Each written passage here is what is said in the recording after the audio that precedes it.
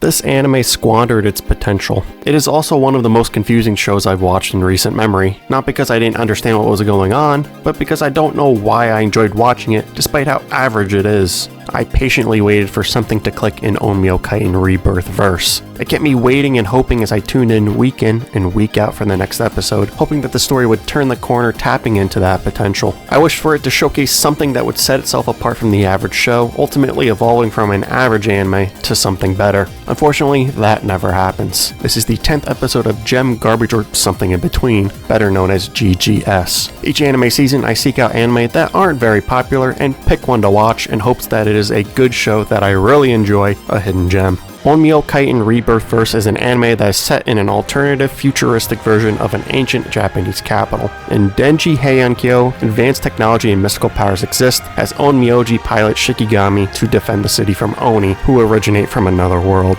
This story follows the delinquent teenager Takeru, who is isekai to this world after a motorcycle accident. In this world, Takeru realizes that he possesses the ability to transform and resist the Oni by himself. While trying to act heroic in this foreign land, he dies, but this time awakens 2 weeks before the attack occurs. Upon each subsequent death, Takeru retains knowledge of his previous life, which helps him to uncover the secrets of this world, defy fate, change the future, and keep his promise to Tsukimiya, the girl from his dreams who he vows to protect at all costs. Onmyo Kaiten Rebirth verse has an interesting start. This anime is similar to shows like ReZero or Summertime Rendering, where the main character, in this case Takeru, is given another chance after death to right wrongs and carry over important knowledge gained from past failures, which is a positive for this series. This anime even has some other foundational narrative pieces that could make for an entertaining story, like a stubborn main character who consistently jumps into danger, decent world building, and enjoyable action sequences involving Shikigami versus Oni fights. Or that's what it looks like, at least. It has an enjoyable, colorful art palette, and it has solid, albeit sometimes a bit questionable, animation quality. The first half of the story felt very generic, not differentiating itself from any other action or isekai anime. However, this is where I noticed the potential Onmyo Kaiten possessed. I wasn't a fan of how the story was progressing, but I knew that there was going to be a decent amount of build-up for it, that there was going to be some big twist or reveal. I just need to be patient for it to come together, and then maybe the show would become much better because of it. I'm fine with the mediocre and fairly slow start it had, just as long as the payoff was worth me waiting for it. Sometimes it's not necessarily how you start something, but it's how you finish it that's important, and I hope that that was the case with this anime. Those reveals do happen, but the story never really comes together.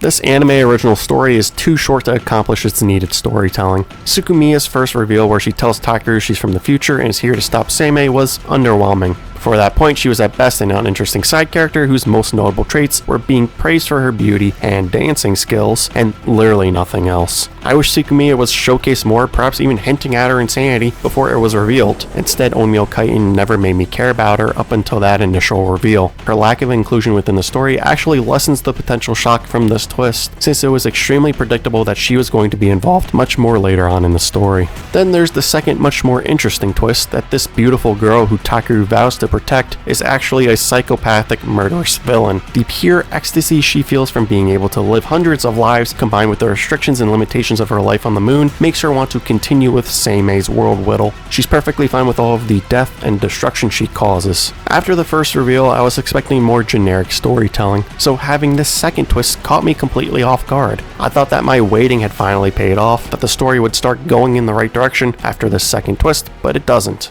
It's frustrating watching Onmyo Kaiten because I did enjoy this anime to an extent, but it could have been much better, especially in its execution. The story isn't horrible, but why does it have to be needlessly overcomplicated with an overwhelming amount of sci-fi elements, and poor or even zero explanations for various things? Complexity does not necessarily make something better. I felt like the author borrowed some of the best story elements from other genres and threw in several massive twists, but never thought of how to properly fit them all into the narrative, and even more so into just 12 episodes. He just forced them to try to fit in, resulting in the show being overly complex, full of plot holes, and never finding a true identity. It needed a tighter, better written, simpler story instead of what ensues, it being an overcomplicated mess that is ultimately rushed. This anime desperately needed a better editor to take a closer look at the overall story and make adjustments accordingly, which perhaps could have been achieved if the story was given more than 12 episodes to begin with. To summarize Onmyo Kaiten, don't focus on its story too much because its flaws and unnecessary complexity becomes much more apparent the more you think of them. There's no reasoning as to why Takiri was teleported to this other world in the first place, except for plot convenience. There's no logical reasoning as to why he's related to Tsukimiya to some degree, allowing him this return by death power from the Time Bird. Otherwise, there would be other people with similar powers. The fact that he can magically teleport to where the Time Bird is located at the end of the anime is asinine, although it resulted in an entertaining fight. There's even a point where Takiri goes berserk, not being able to control his actions, as he attacks innocent people for no reason, and that plot point is completely pushed aside, never to be brought up again. That made zero sense at all.